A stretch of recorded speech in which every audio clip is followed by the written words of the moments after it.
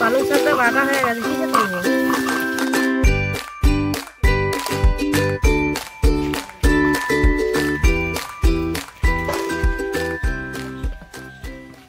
নমস্কার, রূপসা রান্নাঘরে আপনাদেরকে স্বাগত। আজকে আবারও চলে এসেছি নতুন একটা রেসিপি নিয়ে। আজকে দেখাবো ফিশ পালন। এই ফিশ পালনের জন্য নিয়েছি পালং শাক আর সব কিছু ওখানে রয়েছে।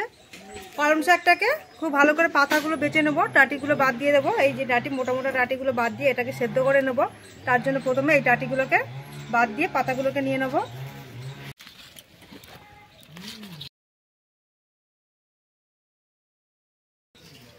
জল গরম হয়ে এসছে, তাড়াতাড়ি পাতাগুলো ছেড়ো।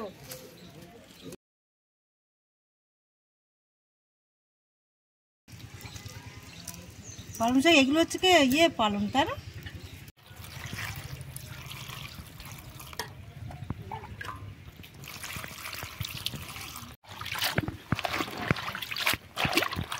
জলটা গরম হয়ে গেছে, পালং শাকটা ধুয়ে নিয়েছিলাম, দিয়ে দেবো।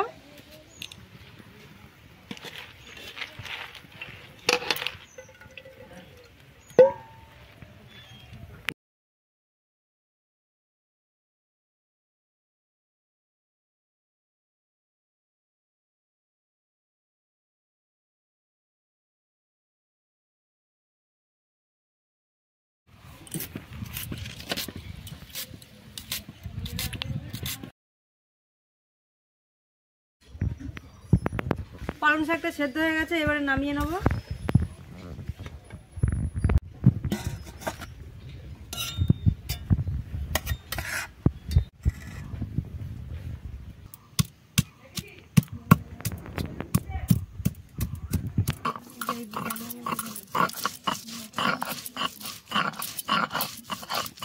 মাছটা ভাজার জন্য মাছের মধ্যে নুন আর হলুদটা মাখিয়ে নেব। হলুদ গুঁড়ো,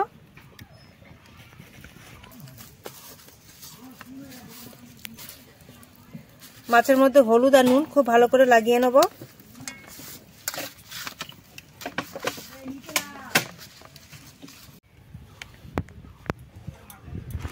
কড়াইটা খুব ভালো মতো গরম হয়ে গেছে, তেল দিয়ে দেবো।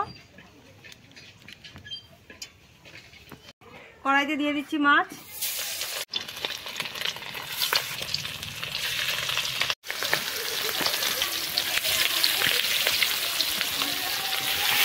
পালং শাক সেদ্ধ করেছিলাম, সেটা বেটে নিচ্ছি।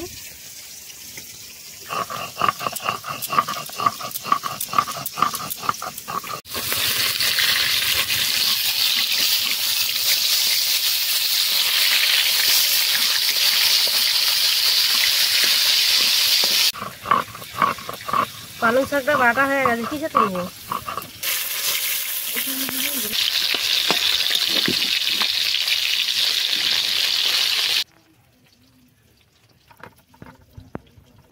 মাছটা এদিকে ভাজা হয়ে গেছে, মাছটাও নামিয়ে নেব।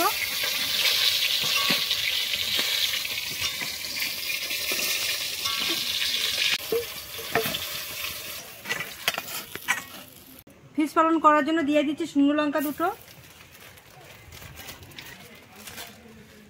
দিয়ে দেবো অল্প একটু জিরে, পেঁয়াজ কুচি,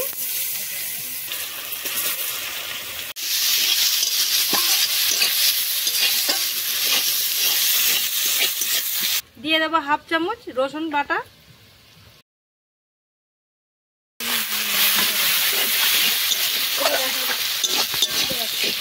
রসুনটা খুব ভালো করে ভেজে নিয়ে মধ্যে দিয়ে দেবো একটা টমেটোটা আগে থেকে পেস্ট করে নিয়েছি।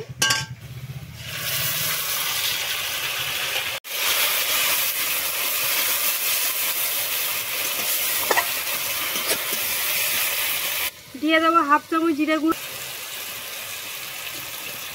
দিয়ে দেবো হাফ চামচ গোলমরিচ গুঁড়ো,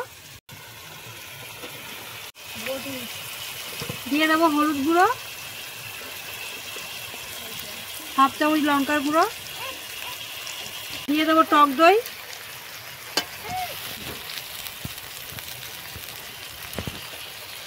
এখানে 4 চামচ দিয়ে দিয়েছি টক দই।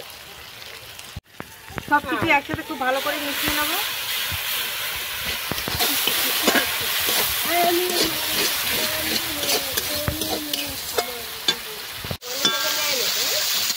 পালং শাকটা বেটে রেখেছিলাম, একটু জল দিয়ে আলগা করে নিয়েছি, এটাকে দিয়ে দেবো এবারে কড়ার মধ্যে।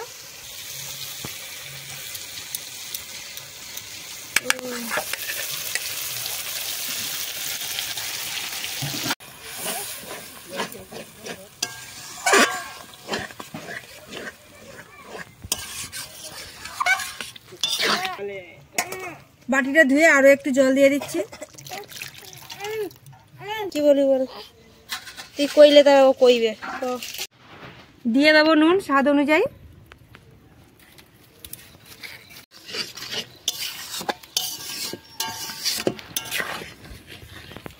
দিয়ে দেবো 1/2 চামচ চিনির গুঁড়ো।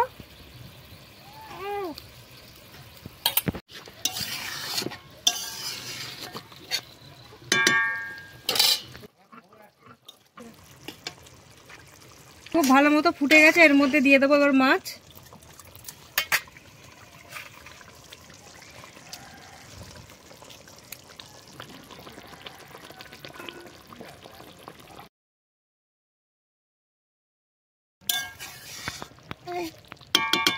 মাছটা দিয়ে 5 মিনিট খুব ভালো করে ফুটিয়ে নিয়েছি, এবারে নামিয়ে নেব। হয়ে গেছে আমাদের রান্নাটা।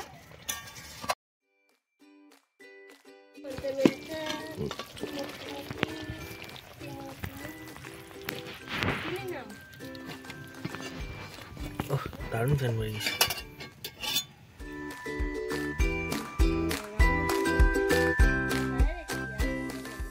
আমাদের ফিশ পালন রেডি হয়ে গেছে। দেখুন, সময় পালং শাকটা একটু বেশি পাওয়া যায়, তো সেই পালং শাক দিয়ে আজকের ফিশ পালন বানিয়ে ফেললাম। দেখুন কতটা সুন্দর হয়েছে। আপনারাও ফিশ পালন বাড়িতে বানিয়ে খাবেন, আর কেমন লাগলো অবশ্যই কমেন্টের মাধ্যমে জানাবেন।